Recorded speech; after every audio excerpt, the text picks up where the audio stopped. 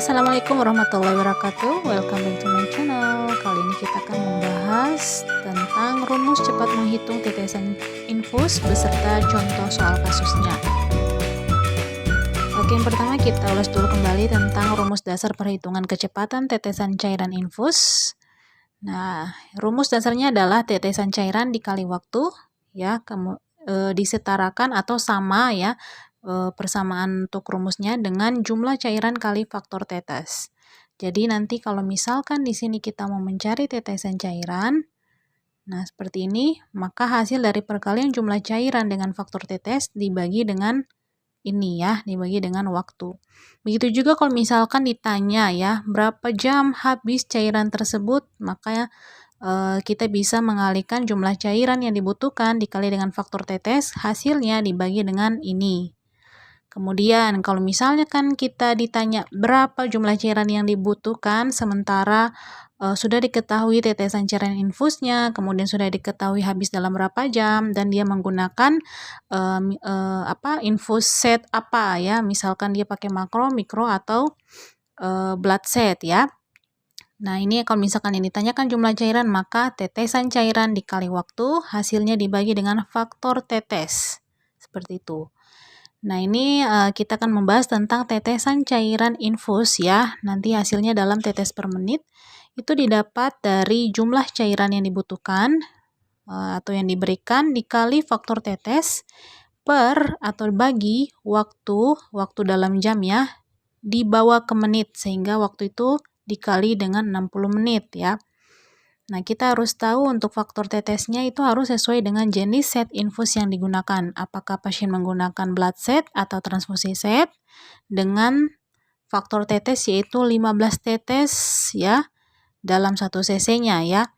Kemudian makro set, ya, atau makro drip. Nah, ini dia faktor tetesnya adalah 20 tetes per mililiter atau per cc, ya. Jadi mililiter sama dengan cc.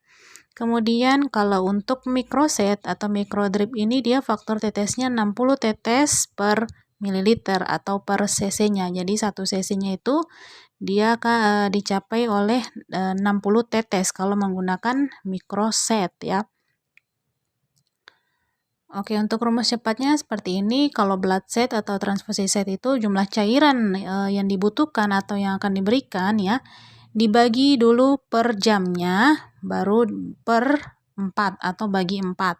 Jadi kalau misalkan jumlah cairan sudah diketahui 500 harus habis dalam 2 jam, berarti kita bawa dulu, kita bagi 500 bagi 2, sehingga kita bisa dapat per jamnya berapa, ya. Berarti hasilnya 250 dibagi dengan 4, ya.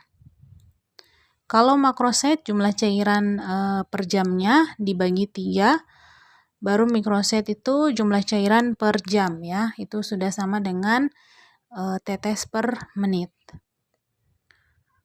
Oke, contoh soal yang pertama. Seorang laki-laki berusia 30 tahun dirawat di ruang penyakit dalam dengan anemia. Hasil pengkajian didapatkan klien mengeluh pusing dan mual. Klien tampak lemah, pucat, denyut nadi teraba lemah dan cepat.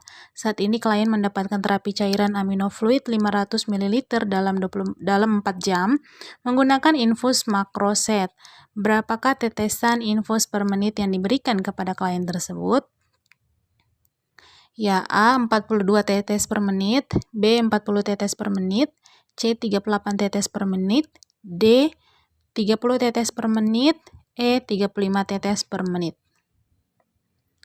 Nah, ini kita pakai rumus biasa dulu penyelesaiannya, yaitu untuk kecepatan tetesan cairan infusnya didapat dari jumlah cairan, ya, yang akan diberikan ini kali faktor tetes per waktu dalam jam dikali 60 menit.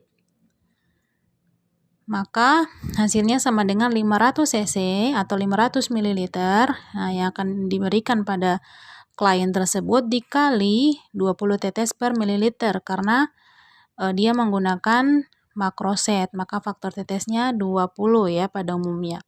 Kemudian dibagi, karena dia harus habis dalam 4 jam, kita bawa 4 jam ini ke menit, maka 4 dikali 60 menit.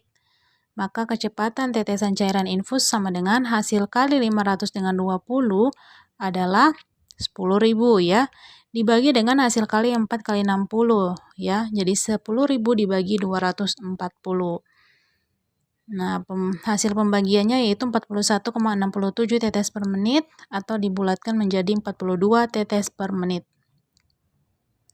Selanjutnya kalau kita menggunakan rumus cepat, nah kita ingat lagi tadi kalau makroset dia angka pembaginya adalah 3 ya. Jadi jumlah cairan per jamnya dibagi 3.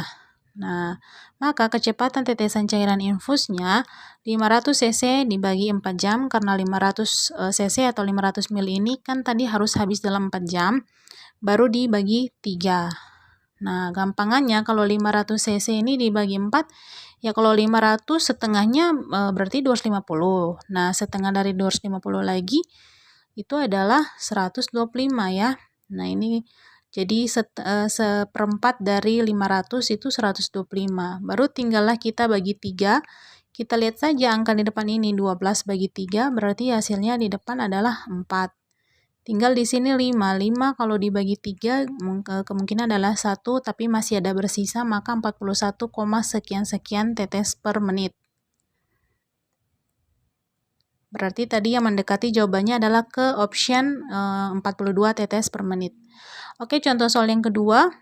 Seorang anak berusia 10 tahun akan diberikan antibiotik Zinasef 1 gram dengan pelarut D5W atau dextrose 5% dalam air sebanyak 18 ml habis dalam 1 jam dengan menggunakan mikroset. Berapakah kecepatan tetesan infus per menit yang diberikan kepada anak tersebut?